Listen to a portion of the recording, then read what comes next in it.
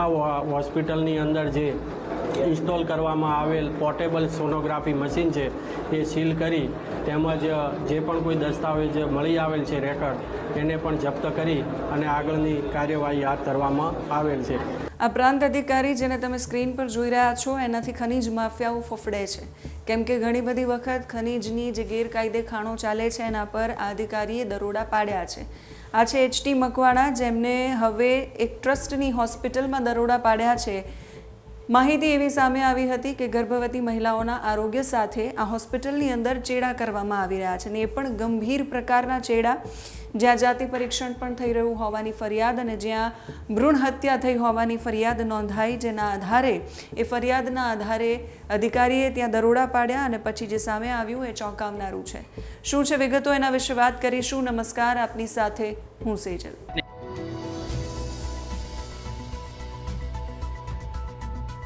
સુરેન્દ્રનગરના થાનમાં આશીર્વાદ હોસ્પિટલ ચાલે છે. આશીર્વાદ હોસ્પિટલ ટ્રસ્ટની હોસ્પિટલ છે કે જ્યાં મહિલાઓના આરોગ્યની તપાસ થાય છે. ગર્ભવતી મહિલાઓ પણ ત્યાં સારવાર લેવા માટે આવે છે, ત્યાં બતાવવા માટે આવે છે.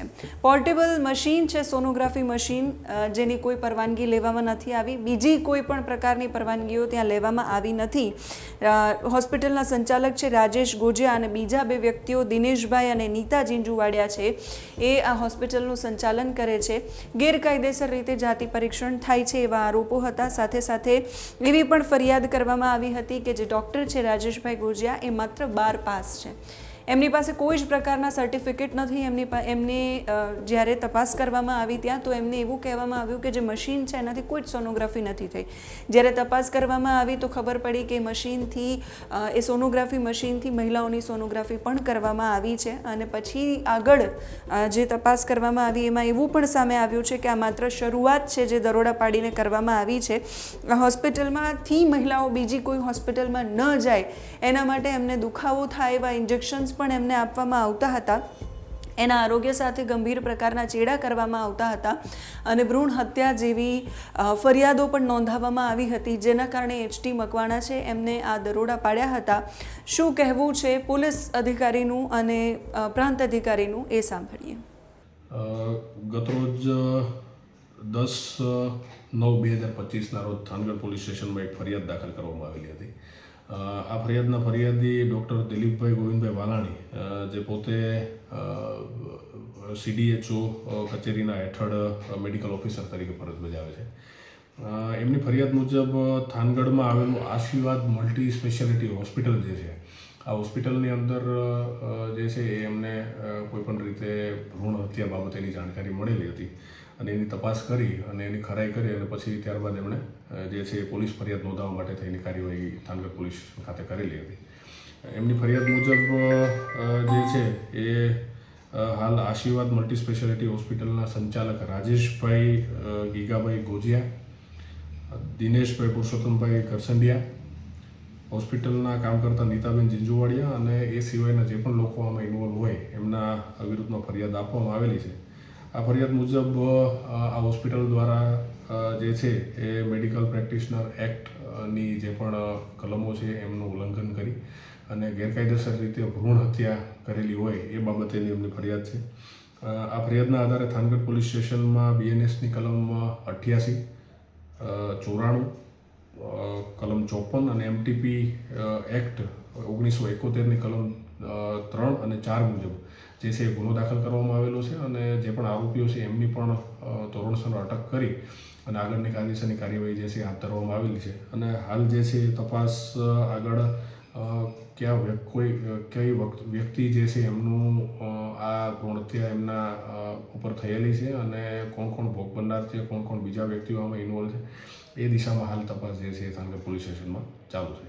થાનમાં આશીર્વાદ હોસ્પિટલમાં ખાસ મીડિયામાં ચમકેલ કે ભ્રૂણ હત્યા થયેલ, જે અન્વયે મારા તરફ તેમજ તાલુકા હેલ્થ ઓફિસર દ્વારા વિઝિટ કરવામાં આવેલ અને તેના ડોક્યુમેન્ટો વિગતો તપાસતા રેકોર્ડ આધારિત યોગ્ય ન હોય સોનોગ્રાફી મશીન સીલ કરેલ તેમજ અન્ય વિગતો મળતા પુરાવામાં ખરેખર ભ્રૂણ હત્યા થયેલ છે કે કેમ એના આધારભૂત પુરાવો વિગતો રેકોર્ડ આધારિત જોતા અને અન્ય વિગતો મેળવતા આ હોસ્પિટલમાં ડૉક્ટર જે કામ કરે છે એ BMSની ડિગ્રી ધરાવે છે, તેમજ આ હોસ્પિટલ MTP માટે માન્યતાનું સર્ટિફિકેટ નથી લીધેલ, તો તે અન્વયે અમો દ્વારા તાલુકા હેલ્થ કચેરીને હેલ્થ કચેરીના ઓફિસરને FRI કરવા માટે જણાવેલ છે, જે અન્વયે તાલુકા હેલ્થ ઓફિસર દ્વારા થાન પોલીસ સ્ટેશનમાં MTP એક્ટ હેઠળ ખાસ ગુનો નોંધી અને તેની સામે કાર્યવાહી કરવા જણાવેલ છે. આ તમામ હાલ ક્યાં છે આ ત્રણ લોકો? જે FRI કરેલ છે થાન પોલીસ સ્ટેશન, એની તપાસ થાન પોલીસ સ્ટેશનના PI કરી રહેલી છે, જે અંગે એમને વધારે વિગતો ખ્યાલ હશે. આ હોસ્પિટલની અંદર જે ઇન્સ્ટોલ કરવામાં આવેલ પોર્ટેબલ સોનોગ્રાફી મશીન છે એ સીલ કરી તેમજ જે પણ કોઈ દસ્તાવેજ મળી આવેલ છે રેકર્ડ એને પણ જપ્ત કરી અને આગળની કાર્યવાહી હાથ ધરવામાં આવેલ છે. સાથે સાથે આ હોસ્પિટલની અંદર જે જાતિ પરીક્ષણ પ્રતિબંધી અંગેનું જે બોર્ડ લગાવવાનું હોય છે એ આ સોનોગ્રાફી મશીન અંગેના કોઈ જે ઇન્સ્ટ્રક્શન છે એ આ રૂમની અંદર લગાવેલ નથી.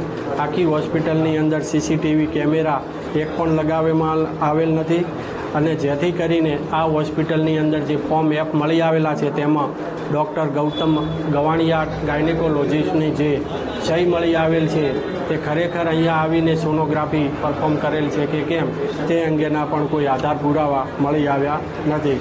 સોનોગ્રાફી કરેલ દર્દીના 3 દર્દી અંગેના કોઈ પણ પ્રકારના પુરાવા છે તે મળી આવેલા નથી.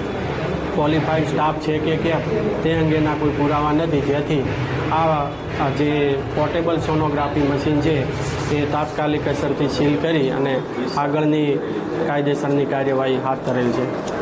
તો આશીર્વાદ હોસ્પિટલમાં મોટા પાયે ગર્ભવતી મહિલાઓ આવતી હોય છે અને એમાંથી ઘણી બધી મહિલાઓના આરોગ્ય સાથે ચેડા કરવામાં આવ્યા છે, ઘણાના મૃત્યુ થયા છે એવા પણ સમાચાર છે. તપાસ ચાલી રહી છે આ આખો જે ઘટનાક્રમ થયો છે એના પર, અને એ 12 પાસ ડૉક્ટર છે એણે કેટલા લોકોની સારવાર કરી છે, કેટલી મહિલાઓના આરોગ્ય સાથે આ પ્રકારે ચેડા કર્યા છે, એ બધું જ તપાસ થશે, પછી સામે આવશે. આ પ્રકારની ઘટનાઓ જો તમારી આજુબાજુમાં ક્યાંય પણ બને છે તો તમે કમેન્ટમાં લખીને અમારા સુધી પહોંચાડી શકો છો. આ મુદ્દા પર તમે શું માની રહ્યા છો એ કમેન્ટ કરીને કહેજો. અત્યારે આ વિડીયોમાં બસ આટલું જ. નમસ્કાર.